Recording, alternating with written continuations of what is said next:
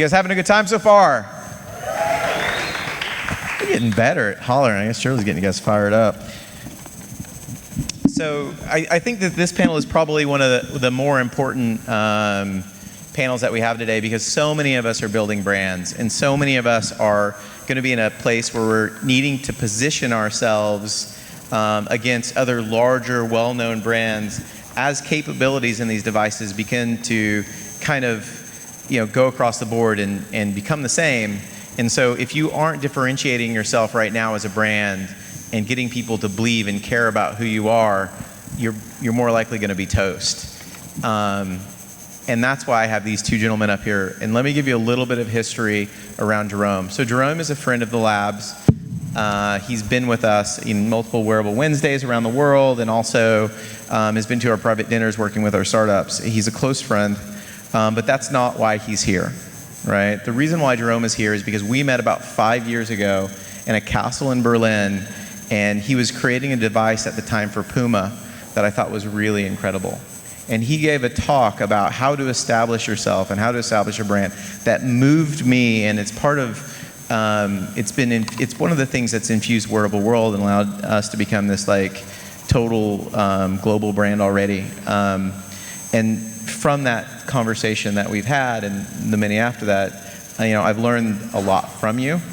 And I said, who could we get on stage alongside you to discuss this? And when he described Richard, and you can go ahead and introduce Richard, it was moving to me. And I think it should be moving to you guys as well. So Jerome, please introduce your friend, who's now my friend Richard, and let's get started. Excellent. So I'm now at Rambus. I'm the Chief Marketing Officer, but I'm really a product guy. I'm really a user-centered, product-centric thinking guy. And Rambus is going through an interesting dynamic because we're transitioning from an invention company to a product company. We're reinventing ourselves, if you will, and looking for help outside. And I was trying to identify some partners who could help us in the branding space, and I came across Richard and group. Richard's UK-based. He's the founder and CEO of Heavenly. And he described things to me that I found very compelling. Don't tell me you're funny, tell me the joke. He shared an ad that they put in the Financial Times, and it simply says, "Honesty rocks." And his notion of being very clear about core value proposition and articulating that in a humble but confident way, I find to be very compelling and super relevant in the wearable space, which is a new segment. And I think we need to help educate not only on our own value in product, but on the space and the value of it itself. So with that, this is Richard Sunderland, a colleague and now friend. Thanks, Jerome. Jerome's my client. He made me come and do this. Well done. Thank you. So I started this company, Heavenly, because I really loved ideas. And I got frustrated when I saw brands that spent a long time trying to explain what they did. And what stuck in my mind was this expression, I'm writing you a long letter because I don't have time to write you a short one. And I think my business, we're a branding agency, but really about ideas and about saving time. And when we first met Jerome and his colleagues at Rambus, it was a very, very long meeting as they explained what they did. And it struck me that in Silicon Valley in particular, there is a tendency to kind of express things in a complicated way to try and attach more value to them. So normal mortals like me, I'm from London, I'm not as cool or as interesting as you guys, but I kind of think in really simple terms and try and put myself in the mind of the consumer. And I rebel against other colleagues and competitors in the branding industry who wear too many black polo neck jumpers and sit in ivory towers trying to make everything really, really complicated.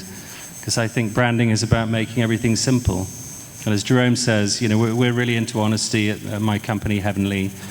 And we talk a lot about making honesty sexy. Because if we can make honesty sexy, then we've got more chance of getting consumers to share our ideas, given the proliferation of free media that's knocking around at the moment. So let me kind of, and I think this is a great jumping on point. I think there are so many people out here who have a very restricted budget. And they're trying to build these global brands, and social media and e-commerce and crowdfunding has made it, possible to do it on a budget. What are the things that are most important to build a brand, in building a brand that makes people actually genuinely care about it? And the story that I have is a Mark Curtis story. So he was, Mark Curtis is another good buddy. He was outside after a fire drill, and he looked around and he noticed that everybody outside with the fire drill with a Mac had their Mac with them. All the PC people left their PCs upstairs. And to me, there's a radical understanding where it's like, this is mine, I love this, that Steve Jobs was able to do. Like, not that we can all build Apple, but man, what are the principles so that we at least have the opportunity to do it? And what have you guys learned that could teach the audience something? I like Mark's story as well. And I think on the Apple side, those folks had their Mac or whatever in their hand, not to show others that they had it, but they felt that they couldn't leave it behind. So it feels essential because the value that it brings is essential. The dilemma that we have with activity trackers, of course, is, the data shows that after 6 months, people aren't using them. So there is the novelty, but not the necessity. And I think with that, obviously the device is a wearable, the sensors, and that's a play that Rambus has, are important. But of course, there's also the data and the screen that visualizes the meaning of that data. And they're all a component of the offer, and they all need to go together in concert for the brand. So, I'll begin, and we're going to carry on themes on this, I know, by saying the beginning, the kernel of brand is being clear on the value prop. What does it do for me, and why is it important? And nail that. And then we could talk more about segment-based marketing to maybe not try to appease everybody, but really nail it for a core, finite segment, and demonstrate advocacy within that group and extend from there. I mean, in the UK, we have an expression, a penny drop moment. It's that point where you say, explain what you do or what your product does to someone, and they go, oh, I get that. And I think that it's really, really important to try and strive to create those penny drop moments. And it's really difficult to do it, but very rewarding and very energy giving when you can find them. As Jerome, talked about value propositions, I think the way we think about things is to, it's to kind of not focus so much on the features of a product, but the benefit of it, and try and kind of bring that to life in someone's mind, And I think, there's some amazing kind of products on display upstairs on the 3rd floor, and it's, my job as a kind of branding person, as an ideas person, to try and kind of challenge those guys, not that I've been pitching for any work off them or anything, Jerome, but to try and challenge them to kind of explain kind of, what's in it for me, and, what's this session called, Why should I give a fuck about this product? I think that was our slot, isn't it? Yeah, that's it with the little squiggly lines. So sorry, but to be PG. But yeah, I mean, so this is what I understand, but so these guys are out here in the weeds, right? You're raising money, you're promoting your product, you're doing all these things. It's really tough to rise above the weeds and say, and I get it from their perspective. Like, feature is what we got to put out. Like, that's what we talk about. When is this feature going to come out? When is this feature going to come out? What is the discipline that they need, and how do you do it, right? To instill your discipline to say, no, it's not necessarily about the feature. How do we add on layer upon layer of benefit in order to create a product that's coming back? I mean, it's no lie, or it's no mystery to us, because we read all the time that wearables are great for 2 or 3 months and then they go completely away. And I don't buy in that it's just human behavior. I think that there's something intrinsically wrong with how we market our value propositions. And so how do we teach that to the wearable entrepreneurs and even the larger product guys so that they bring that benefit out? Because we're all hurting to do it. So, and Richard, you're the expert. Well, I do this for a living, so I've been kind of doing it for a while, but I think some of that comes from practice. I'm lucky that I had a marketing background before starting Heavenly, and I think it's really important to contextualize branding in marketing terms. and think about the consumer. You know, there's many different models of branding and lots of books written by very, very bright people. But fundamentally, I kind of think about ideas in, you know, reaching an idea in three different ways. What's the market need? Is there a market need for my product? What's the consumer insight? What do I know about them? Can I put myself in their shoes and imagine what a kind of a grandmother in Wisconsin is going to think about this product? You know, and what's the product benefit? What does it do that is going to make anyone care? I think it's really important to tick all those, you know, three boxes to have a really robust idea that's got some longevity to it. And it's, you know, if you're doing this kind of stuff on your own, you know, as a startup, then, you know, be ruthless in challenging those perceptions, because I think, you know, strong ideas will last, and often the difference between a, you know, great company and a good company or a not so good company is the quality of the idea there. So taking that, you know, Jerome, implementing a lot of the products you've done, because you've been doing this for some time now, right? You've had some great wins, you had some great, or some not so great wins, right? Some, you know, what do you think was the fundamental difference between the wins from this perspective and the losses, and you know, not that you could go back in time and you know, wave the wand and undo it, but what do you see were some of the mistakes that you've made in launching these products? Because you are a very humble and a very empathetic person by nature, right? And I think empathy and humility are kind of the core components of what makes some of the wearable CEOs that we have that are great. I mean, Sunny Vu is an amazing guy. You know, Eric Mijkowski is an amazing guy. Like, a lot of the guys that are killing it aren't the guys that are with the huge egos, like we've seen in, you know, companies gone past. It's these guys that are able to pull this empathy/humility out there. Did those things play a role? Like, what were your thoughts? You know, I would put empathy on one side and greed on the other, and talk about both. You know, I think that experience design, marketing, and branding really go together, because good design begins from a basis of empathy, trying to put yourself, in other language, into the shoes of the person who has a story, a use case that you're going to benefit. And then marketing is basically telling that story, and branding is the way you wrap that to define the ethos of what you have. I think when things go wrong is, you know, if you're VC funded or you're looking to make good in short order, you start doing your TAM and SAM analyses, and you're trying to extend the market beyond the real inherent value that you have. And I'm a believer that you do better by focusing on key segments and really nailing it to create advocacy there than trying to go long. And I think what we're going to see here is that we've hit on some key segments. You know, fitness tracking has been the beginning of mass consumerization, but the value chain is going to change because it'll be more fashion-based, and then you'll be providing ingredients that will be a component in the value chain that could be commoditized. So you could do better by really owning a segment than trying to be broad. And I think if we do these TAM, SAM analyses and we're trying to broaden that to say, I have something that's really valuable for everybody, that's where you get the, I got it as a novelty, but it's not a necessity.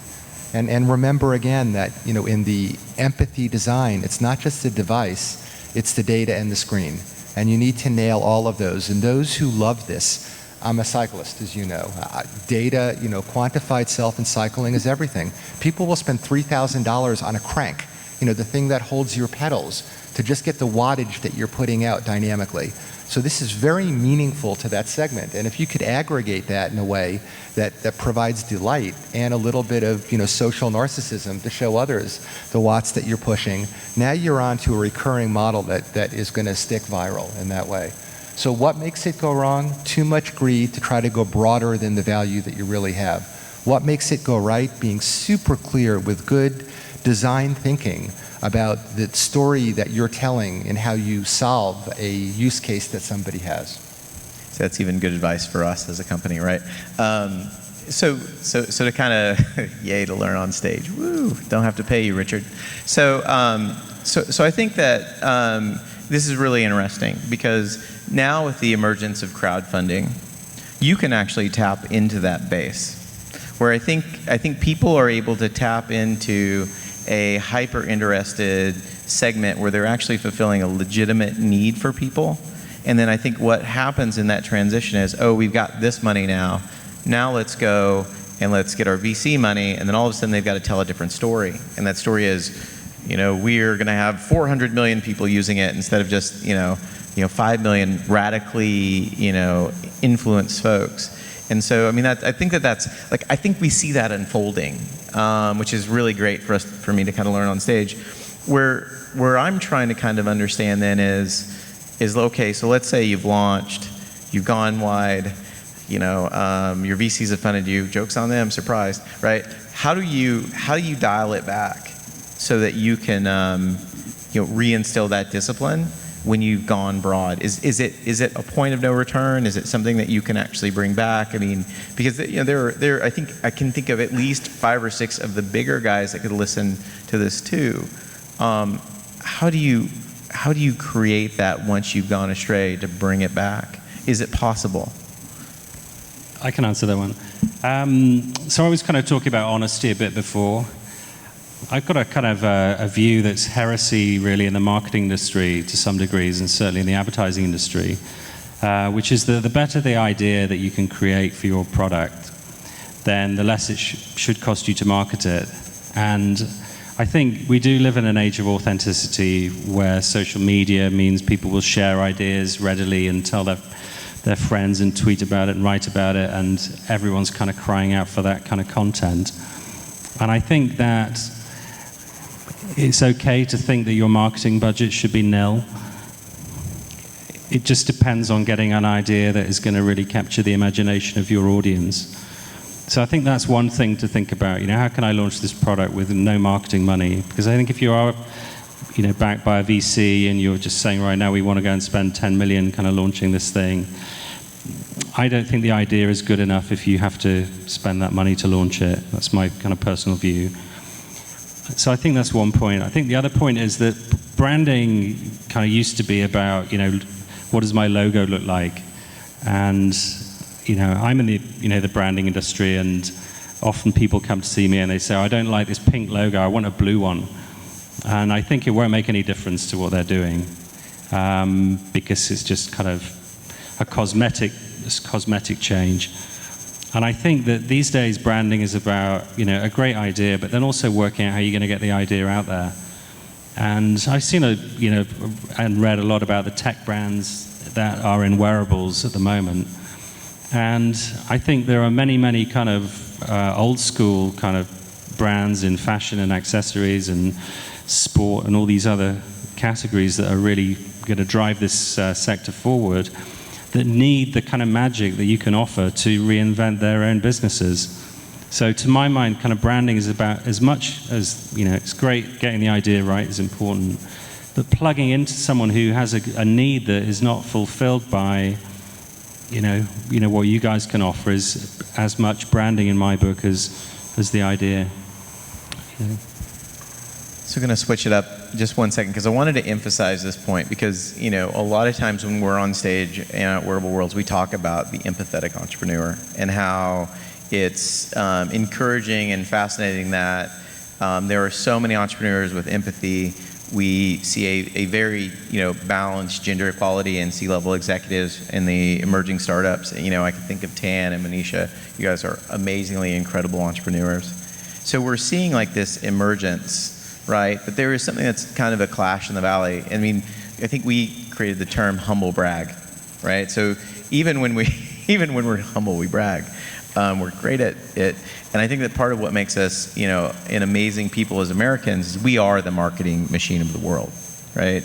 You can get technology that is way better than what we have, but man, we can sell and we can market like anyone else because we are amazingly good at talking about ourselves, right? Case in point. So where I'm interested in kind of taking the conversation for just a little bit is maybe you explaining a little bit about humility and creating humility as the actual kind of backbone of the products, because I think there's something about wearable technology where this strain of humility I think is amazing for humanity, right? And it's something that needs to be there, and I love that's the hook, when Jerome mentioned that, I was like, yeah, okay, let's talk about that on stage. I would love for you guys to go back and forth and talk about it and talk about how you see it influencing Rambus and how you guys are starting to kind of push out your products, right, with a whole different perspective. That's fascinating to me, and I hope it is to everybody else, but if not, hey, it's me on stage, so I get to ask. So Richard, Jerome. Just to come back on your first point about the genesis of design. So user-centered design is something I'm sure many of you are aware of, and there are methods around making sure you're clear on the user types, their personas, the use cases, the tasks they're trying to perform, etc. But the other side of user-centered design is self-centered design. And I think a lot of the great product concept services that we see today have come out of people's heart. I believe this is something that's really meaningful because it satisfies me. And you could say that's an N of one. It's not empirically vetted in any sort of marketing or design principle. But a lot of these sorts of things, when it comes from your heart, you really believe in it, and there's passion behind it. And that passion can be connected to a humble approach of how you introduce it. So, I think creativity and good ideas come in different ways. And those that carry things forward have a passion for what they're doing, and it is genuine. So, it comes back to this, how do I satisfy my VC? I'm going to make the SAM bigger than it really is. Let me blend everything out. Well, really own it, really love what you do. And then the question is, can you be an executive in a space that you really don't love? Are you just a machine running the company to be efficient and effective, or do you really need to love what you're doing? And I think the best run companies and the best companies have senior staff that really love what they do and what they're doing. I think it's meaningful. I love that. And yeah, I think humility is good. Understated is good. I get the impression that wearables are in the kind of shouty phase of their development at the moment. They're kind of, the products are kind of bold and exciting, and maybe they are most kind of engaging a kind of group of more kind of progressive early adopters, and I think sports driving it a lot, where people have got permission to wear kind of snazzy clothes and say, like, look at me, and I've got all this kind of precision and high-tech stuff. I think we've got to think about the kind of the broader market and broadening the relevance of it. But to the humility point, I think good brands should be able to, with quiet understatement, just tell people what they're about without having to sell to them. I think kind of selling too overtly feels a little bit old-fashioned, to me, a little bit kind of unnecessary. I think kind of good ideas will kind of rise, and we talk about trying to imbue brands with some natural appeal, so it's not too forced. And I think trying to iron out some of the kind of hype is good and find the kind of the underlying truth there, and then deliver it in a kind of confident way that's not too sort of over the top. It's interesting, when Richard and team came to Rambus, they said, and I had forewarned them, you've got a lot of smart Augsburgers, geeky people, get ready. And I think that first evening over beers, you were all like, holy shit, there's a lot to learn here.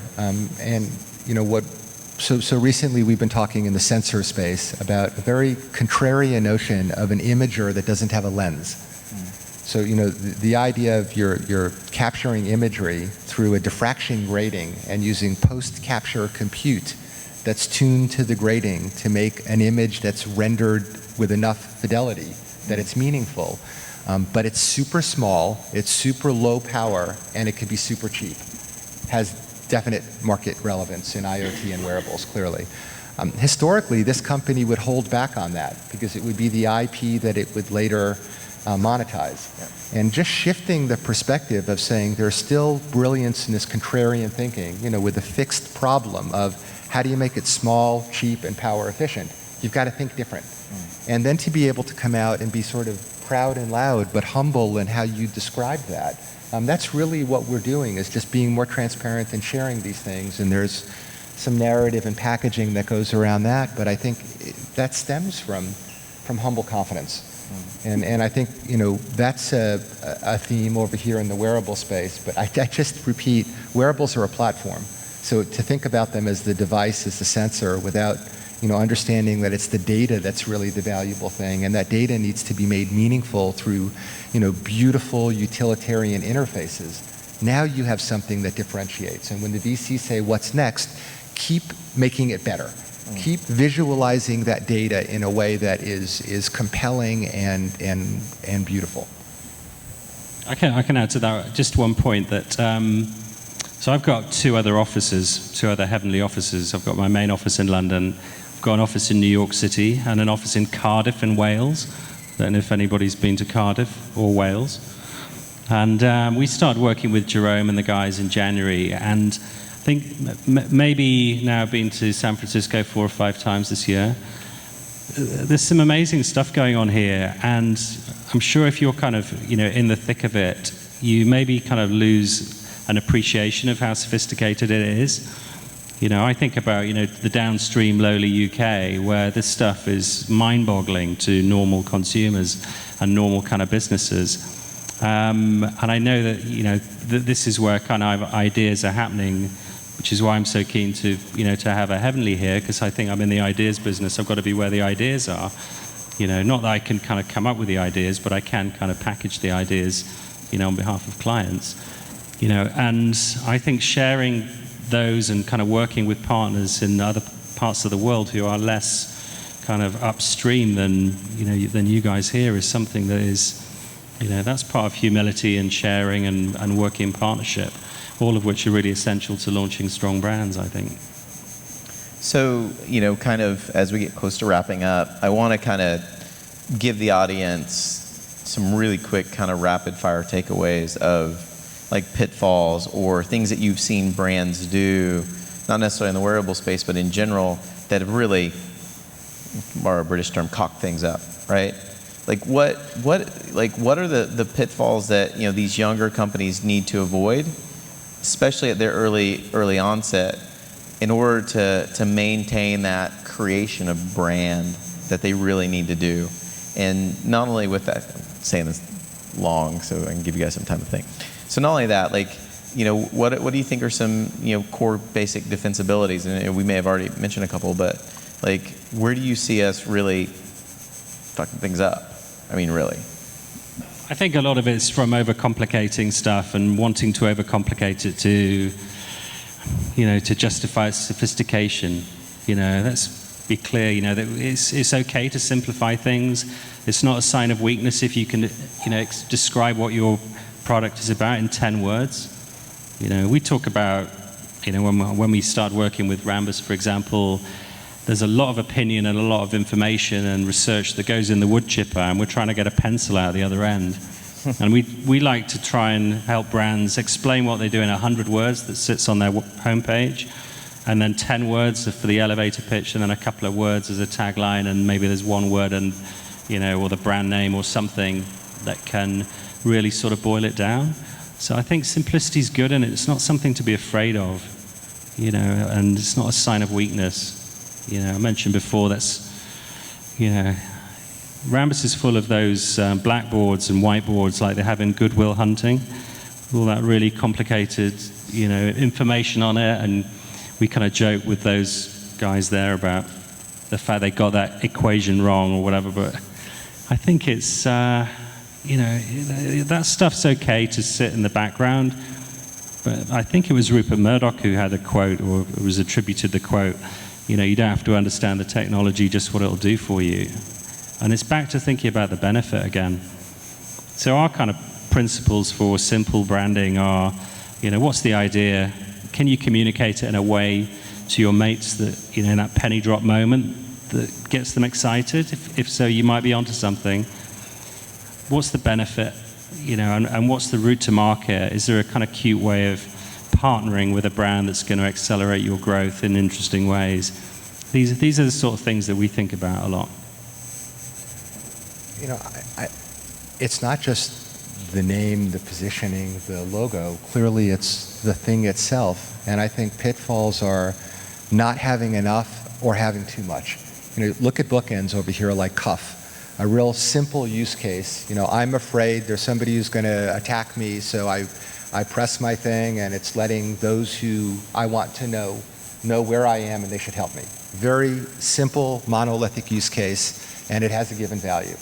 On the other hand, back to sort of the cycling and snowboarding space, Recon, a Vancouver-based startup, sort of a high-end product, dual core processors, separated CPU, GPU. Power is an issue, but these are really high-end digital displays that are capturing all of your data while you're active and displaying them in high-resolution fidelity. So these bookends support a given type of user and use case. Be careful about stretching too far out of them. So in the cuff example, it doesn't do enough. Let me add on features that aren't genuine to the cause. Or on the Recon Jet side, make sure that you can aggregate all of that data and you're nailing the required use cases of the constituency you're trying to sell it to. If you begin with good empathy-based design, you understand the use cases and the value that you're bringing. That rolls into the marketing and the specification of what it needs to do, and that is the narrative that you're sharing through brand. You're going to be more successful than if you don't adopt that approach, and that's your differentiation and your core. Yeah. Audience, I think that this is extremely crucial information, and I don't want to minimize the tension that you get, particularly when you're in the middle of raising your round. It is a hard thing as a CEO that has raised his own money, right, to do. But I will tell you, finding the right investors that can buy into this specific use case, specific cause that you have, is worth the trouble to focus in and center in on your audience and also on the end users. And so developing and initiating that type of discipline is no small thing, and I will weep alongside you when you're trying to raise your money because it is hard. But I've been on both sides, and everybody loves a story. Yep. So on the VC side, don't tell me about your technology, tell me what it does. Narrate that story in a beautiful, humble, elegant way, and you're going to help yourself with both rounds through VCs and go into market, definitely. I think that's fantastic. I think it's a good note to end on. Anyways, Jerome, Richard, thank you so much for your time. Spend it with us. Thank you, audience, for your time. Appreciate it. Thank you. Thanks, guys.